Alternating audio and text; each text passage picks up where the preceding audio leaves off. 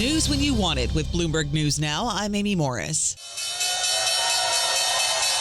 And there it is, your closing bell for this Friday on Wall Street, where stocks slid from all-time highs as President Trump intensified his trade offensive. We bring you the closing numbers each day here at Bloomberg. The S&P 500 down 21 points, NASDAQ down 45 points. The Dow lost 279 points.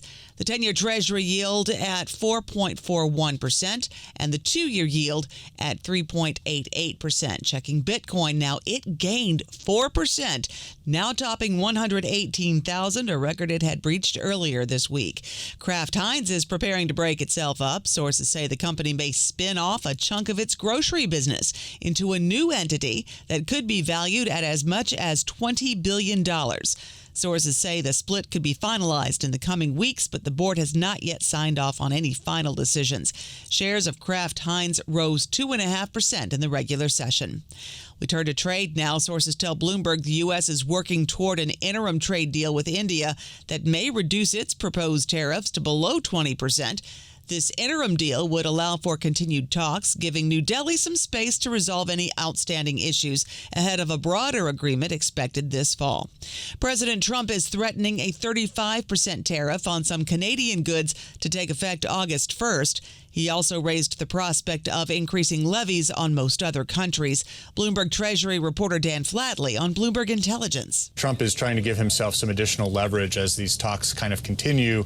Canada, China, Mexico, Japan, others, where deals are still being worked on. And so I think we're certainly going to end up at the end of the day with a higher average tariff rate across all countries that send their goods to the U.S. And when it comes to Canada, President Trump says he's going to wait and see what happens. We're going to see. It was sent yesterday. They called. I think it was fairly well received. It's what we need. So we'll see what happens. President Trump made the comments as he was boarding Marine One. Chicago Fed President Austin Goolsbee says Trump's new tariffs have muddied the inflation outlook.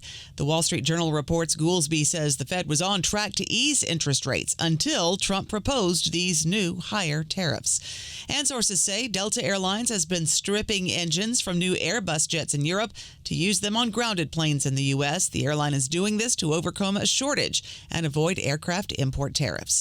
The president and the first lady are in Texas for a first-hand look at the devastation caused by catastrophic flooding that has killed at least 120 people. The president spoke as he took part in a roundtable. All across the country, Americans' hearts are shattered. I had to be here as president. First lady wanted to be here. And, all the beautiful souls. And we're filled with grief and devastation. Trump met with city and state officials as he met with first responders and relatives of flood victims. Secretary of State Marco Rubio said a summit between the president and Chinese leader Xi Jinping is likely after the top diplomats from those countries met in Malaysia. The odds are high. I think both sides want to see it happen. Obviously, we have to build the right atmosphere and the right deliverables so that a visit isn't just a visit, but it actually has some takeaways from it that are concrete. Rubio described his sit-down with Chinese Foreign Minister Wang Yi as very constructive and positive. Beijing described the meeting as pragmatic and constructive.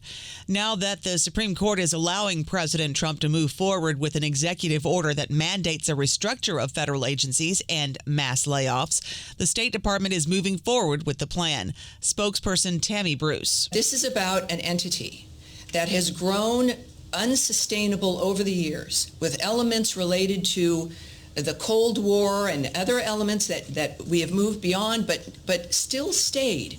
An aspect that you have a size and people working on things that are not within the framework of the modern age or of what we want to accomplish. A senior State Department official says they are sending layoff notices to more than 1,100 civil servants and 246 foreign service officers. The cuts have been roundly criticized by current and former diplomats who say it will weaken U.S. influence. FDA Commissioner Marty Makary says his agency may fast-track new drugs from pharmaceutical companies that equalize the cost of their medicines between the U.S. and other countries. We can issue a national priority review voucher for companies that are promising to equalize the price between other OECD countries and the United States, even with other products that they currently have. And so we want to incentivize good behavior in the marketplace. Catch more of our conversation with FDA Administrator Marty Makary on Bloomberg Wall Street Week, which airs tonight at 6 on Bloomberg Radio and television. A key Trump official is demanding more information from Fed Chair Jay Powell about the central bank's renovation of its headquarters in Washington. Office of Management and Budget Director Russell Vogt compared the renovation to the Palace of Versailles. This is about the renovations that are occurring, the extent to which they are largesse. The cost that we're talking about is now $2.5 billion. The accusations intensify scrutiny of Powell amid a broad pressure campaign for the Fed to lower interest rates. That's news when you want it with Bloomberg News Now. I'm Amy Morris. This is Bloomberg.